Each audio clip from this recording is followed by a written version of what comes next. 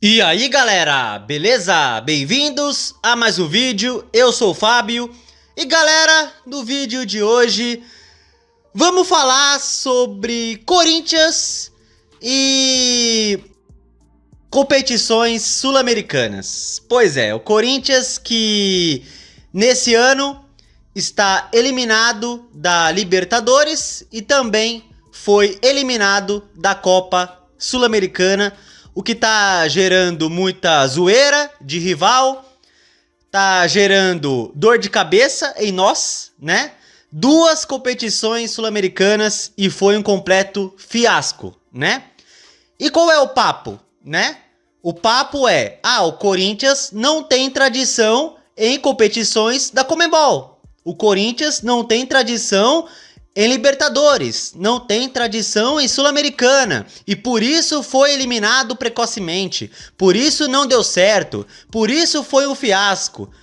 A questão é a tradição que o Corinthians não tem, né? Então vamos debater sobre isso. O problema é a tradição? O problema é a força da camisa do Corinthians em competições sul-americanas? O problema é esse? Vamos discutir esse assunto nesse vídeo, tá? E para começar, vocês podem perguntar para mim, Fábio, você acredita que o fiasco nas competições sul-americanas esse ano, né, o fiasco foi por causa da tradição que o Corinthians supostamente não tem? Vocês perguntam para mim, Fábio, você acredita que a questão é tradição e força de camisa? Não. Tá, gente? Não. Os rivais zoam com isso? Zoam. Estão no direito deles. E temos que aguentar. Faz parte. Se fosse ao contrário, estaria a gente aloprando também. Então, temos que aguentar. Infelizmente, faz parte. Mas a questão maior é muito maior do que tradição e força de camisa. Tá? Vai muito além disso. Tá, gente? E é por isso que eu quero trazer esse assunto com vocês. Para que vocês, torcedores do Corinthians, vocês poucos que me acompanham, não fiquem nessa de o Corinthians foi eliminado porque não tem tradição em Sul-Americana e Libertadores. Não, a questão não é essa. Tá? O nosso histórico é ruim? É. Nosso histórico é ruim. Mas o problema, gente, vai muito além disso, é muito mais complexo do que tradição ou força de camisa, tá? Então vamos debater em relação a isso aí, tá? E assim, galera, temos que nos lembrar que o Corinthians tem uma Libertadores, né? O Corinthians tem Libertadores em 2012, né? Ganhamos em 2012, né? Claro que muitos torcedores, a cada ano que passa, começa a achar que 2012 foi um evento que na verdade jamais aconteceu, né?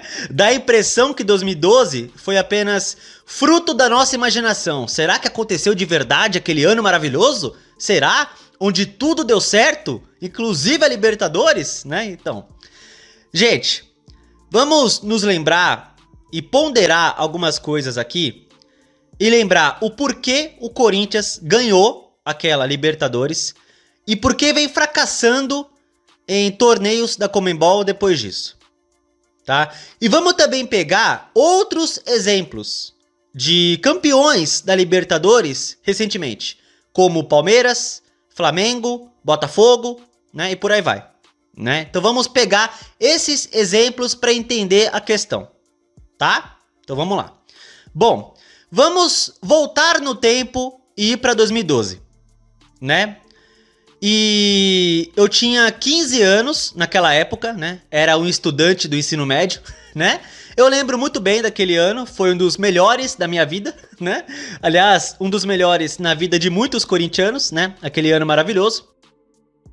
E vamos nos lembrar, galera, de como era a situação do Corinthians naquela época, né? 2012, tá? 2012. Muito diferente do atual, muito diferente da situação atual, tá?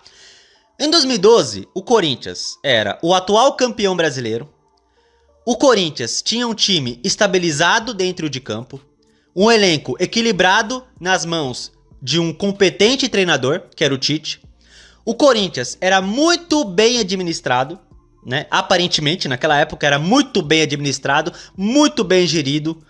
Não tinha coisa de dívida, nada de polêmicas assim, nada, né? Então a gestão ali era muito bem conduzida, o planejamento, o projeto de construção de um time estava sendo muito bem executado ali.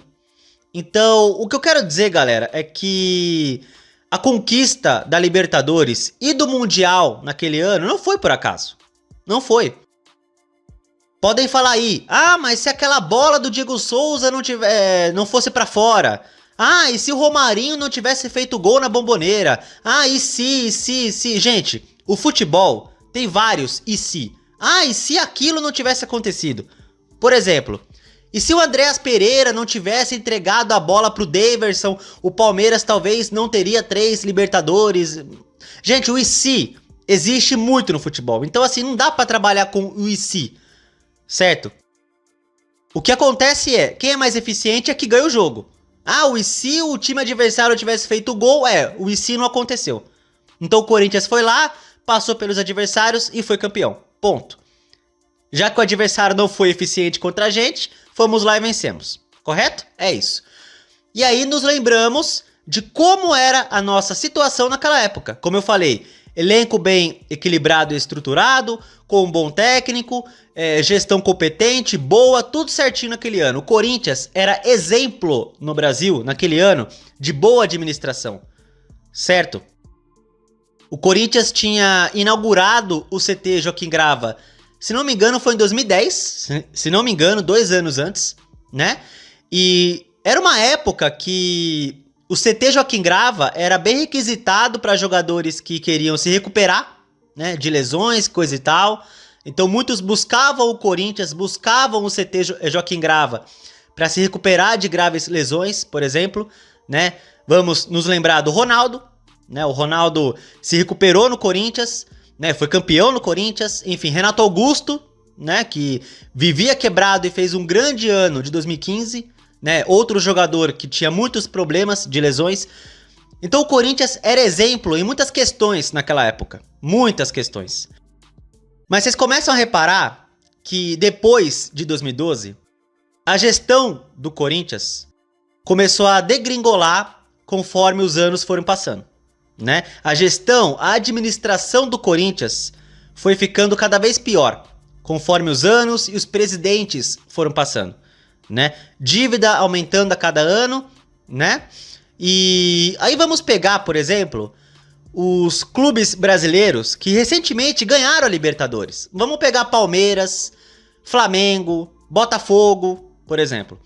Gente, agora os palmeirenses, né, estão se vangloriando aí, né, da tradição que eles têm, Libertadores. O todo poderoso da Barra Funda, né, temos tradição em Libertadores.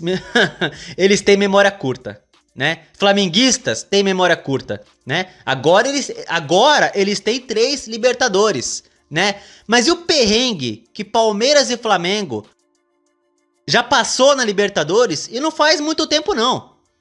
Até mais ou menos 2018, 2017, o quanto de perrengue que Palmeiras e Flamengo passavam na Libertadores, meus amigos. Essa coisa aí de tradição aí não colava não. Muito menos com o Flamengo. Aí eu vou pegar o Palmeiras, por exemplo. Eu vou pegar o ano 2010. O Palmeiras, em 2010, chegou na semifinal da Sul-Americana.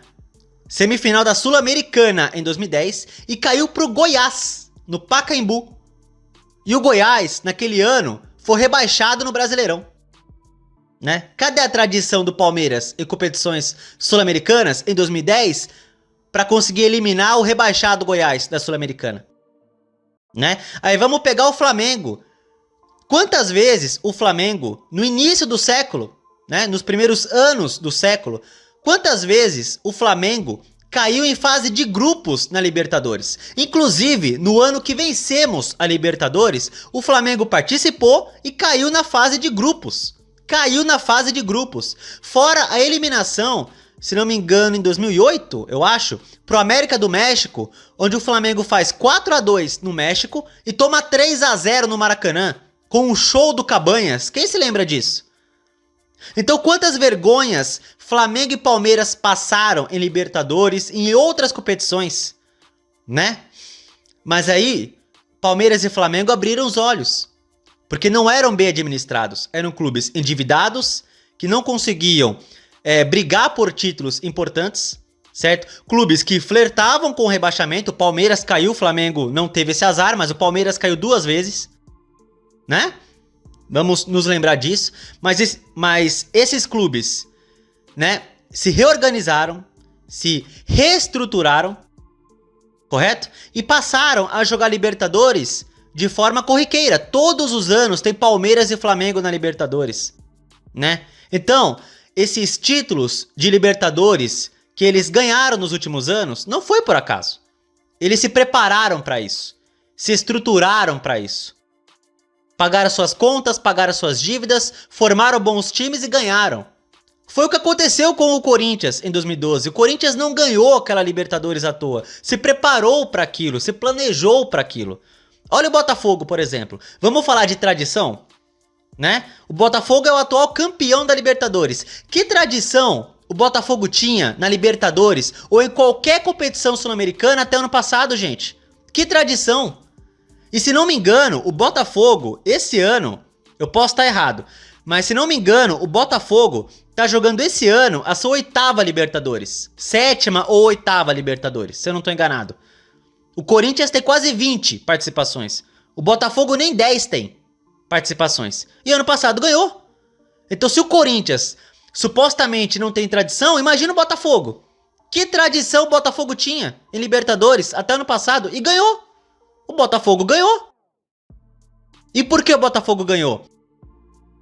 Porque se reestruturou, porque viu que estava no caminho errado, virou SAF, montou um time, um projeto, um planejamento e ganhou a Libertadores. Não foi por acaso que o Botafogo ganhou a Libertadores e o Brasileirão ano passado. O Botafogo se preparou para isso, gente.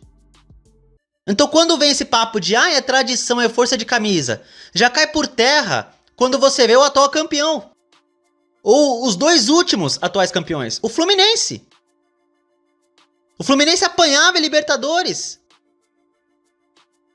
Mas aí o Fluminense conseguiu fazer contratações que se encaixaram no esquema do Diniz ali naquela época e conseguiu ganhar a Libertadores. Correto? O Fluminense também se preparou ao seu modo para ganhar a Libertadores. Tá? Então essa coisa de tradição e força de camisa não cola num contexto como um todo. Não cola. Tá? Clubes se preparam para ganhar Libertadores. Então qual é o real problema do Corinthians atualmente? Gente, a gente sabe que o Corinthians, os problemas que vivem o Corinthians, vamos pegar esse ano. Vamos pegar o recorte desse ano, 2025, tá? O Corinthians fracassou na pré-Libertadores e na fase de grupos da Copa Sul-Americana, correto? Mas olha a situação que vive o Corinthians atualmente, né? Primeiro, um presidente enfrentando um processo de impeachment, correto? E indiciado pela polícia. Começa por aí. Aí, diretores que não param nos seus cargos. Toda hora diretores de marketing, financeiro, jurídico, não param nos seus cargos. Toda hora trocando. Já começa por aí. Mais um ponto. Aí você pega o time dentro de campo. É um time com... É um time que tem uma das maiores folhas salariais do Brasil, mas o elenco é desequilibrado. Apesar do Corinthians ter uma grande folha salarial, é desequilibrado o elenco. Um exemplo disso é que não temos pontas de velocidade, não temos pontas, não temos jogador para jogar do lado do campo, não temos jogadores de velocidade, não temos. Esse é só um exemplo. Correto? Aí você tem o lado da dívida, que só cresce. A dívida cresce, os juros fazem ela crescer mais e mais e mais. Vocês estão entendendo que o buraco é muito mais embaixo do que tradição ou força de camisa? Vocês estão entendendo? Então a eliminação da Sul-Americana ocorre numa semana que o presidente é afastado pelo conselho e está enfrentando um impeachment e um indiciamento da polícia. Foi por acaso a eliminação? Foi por acaso? É por acaso o fracasso do Corinthians nos últimos anos? É só ver como o clube é mal administrado, mal gerido, e eu me apego muito numa questão chamada mentalidade. Sabe? A questão mentalidade. Você vê o nosso rival, infelizmente, tem uma mentalidade vencedora. Não é à toa que o Palmeiras é campeão de muitos títulos de expressão nos últimos anos. Não é à toa, é uma mentalidade vencedora. Assim como o Corinthians, há uns anos atrás, tinha essa mentalidade vencedora. Tanto que ganhou aí 3 brasileiros, Copa do Brasil, Libertadores, Mundial, um tripaulista nos últimos anos. Tinha uma mentalidade vencedora o Corinthians, mas hoje a mentalidade do Corinthians é a mentalidade do fracasso. A nossa mentalidade é do fracasso. A instituição, ela é gigantesca, mas infelizmente as pessoas que comandam a instituição têm mentalidade pequena. E não dá pra dizer que não reflete no time dentro de campo. Reflete, gente. Não dá pra fugir disso. Por mais que eu venha aqui, vocês vão no estádio ou nas redes sociais, por mais que a gente cobre os jogadores, o técnico, por um bom desempenho, por um bom resultado, a gente cobra. A gente cobra. E muito. Jogadores, técnico, a gente cobra por bons desempenhos e bons resultados. Mas você pega o todo, galera. Você pega o todo. O fato do clube ser mal administrado. O fato, só desse ano, vários problemas em relação a presidente, a dívida, a diretores, a um elenco que é desequilibrado. Você pega só o recorte desse ano. Por mais que a gente cobre jogadores e técnico, o que acontece fora do campo reflete dentro de campo. Não adianta fugir disso. E a mesma coisa acontece com o Palmeiras, por exemplo. Infelizmente, o nosso maior rival é muito bem administrado. E reflete dentro de campo. Reflete nas conquistas que eles conseguiram. O Corinthians, quando conseguiu Libertadores, Mundial, Brasileiro, era muito bem administrado na época. Era o clube exemplo no Brasil em questão de administração. Então não ganhou à toa aqueles títulos. Assim como o Palmeiras não ganhou à toa. Aí você pega o Flamengo, por exemplo. O Flamengo que até vem fracassando em questão de Libertadores nos últimos anos, mas o que falta pro Flamengo é achar um Abel Ferreira, né? Um técnico que dê certo, como o Palmeiras achou. Mas o Flamengo sempre entra na Libertadores para disputar o título. Entra no Brasileirão para disputar o título. E sempre fica nas cabeças do brasileiro o Flamengo. Palmeiras é a mesma coisa. Porque são clubes bem administrados, são clubes bem geridos, são clubes com uma mentalidade vencedora. O Palmeiras, principalmente nos últimos anos, o Flamengo também, o Flamengo ganhou a Copa do Brasil do ano passado, não foi à toa. Então assim, gente, a questão não é só a tradição ou força de camisa, por mais que o nosso histórico seja ruim, o nosso histórico seja deplorável, mas também tem o fato de como o clube é mal administrado, de como a mentalidade do Corinthians hoje é do fracasso e reflete dentro de campo. Infelizmente. Tá? Não dá pra dizer que não reflete, infelizmente. Tá? Então a gente pode cobrar o técnico, os jogadores, mas infelizmente o que vem acontecendo fora reflete dentro de campo, como eu disse. Tá? É a situação que estamos passando. E um clube grande como o Corinthians está vivendo de lampejos. A gente vive de lampejo, né? A arrancada do ano passado do Brasileiro foi um lampejo. O título paulista esse ano foi um lampejo também, né? Aí você pega outro time, o São Paulo. São Paulo também que, pelo que eu tô vendo, a dívida tá crescendo. O São Paulo, né? A diretoria não tá fazendo um bom trabalho, não. Apresentou lá um déficit também o São Paulo, né? Mas em 23, há 2 anos atrás, ganhou a Copa do Brasil. Foi um lampejo ali que o São Paulo encaixou o time com o Dorival Júnior, né? Encaixou o time com o Dorival e ganhou a Copa do Brasil. Mas você vê o São Paulo disputando um título brasileiro? Vocês vê o São Paulo chegando perto de ganhar uma Libertadores, por exemplo? Aí vocês pegam Palmeiras e Flamengo no início do século. Por exemplo, viviam de lampejos. O Flamengo, por exemplo, em 2013, ganhou a Copa do Brasil, em 2013. Mas quase foi rebaixado no Brasileirão, quase. Encaixou na Copa do Brasil, teve o lampejo ali e ganhou. mas quase caiu no Brasileirão. Quase caiu. Teve a questão ali do STJD, a Portuguesa caiu, enfim, né? Mas o Flamengo quase caiu em 2013. Quase caiu. Mas teve o lampejo ali que ganhou a Copa do Brasil. Mas como não era um clube bem administrado na época, quase caiu para a Série B. Vocês estão entendendo a questão dos lampejos? Por isso eu falo, vamos comemorar o título paulista, porque só Deus sabe quando teremos outro lampejo. Quando teremos outro lampejo de um bom futebol. Que dê pra encaixar, que dê pra brigar por alguma coisa. Sabe? Vivemos de lampejos. Que nem o São Paulo vive agora, por exemplo. Então assim, gente, a nossa situação tá difícil. Temos um presidente afastado do cargo. Muitos com medo de certas pessoas voltarem ao poder, né? E é claro que temos que fazer tudo o que está ao nosso alcance para evitar que isso aconteça, tá? Porque o medo que vocês têm da renovação e transparência voltar, eu também tenho, né? Eu sou a favor do impeachment do Augusto Melo, mas eu também tenho medo da renovação e transparência voltar. E eu vou fazer tudo o que está ao meu alcance, vocês vão fazer tudo o que está ao alcance de vocês para eles não voltarem. E uma coisa que eu tô achando legal é que é um consenso na torcida que esses caras não tem que voltar, sabe? Nas redes sociais, no estádio, mas principalmente nas redes sociais, né? Há um consenso. A gente tá gritando, a gente tá berrando. Eles não vão voltar. Eles não vão voltar. E vamos fazer tudo que é possível. Berrar, gritar, protestar. Eles não vão voltar. Não vão. Não vão. Não vamos deixar isso acontecer.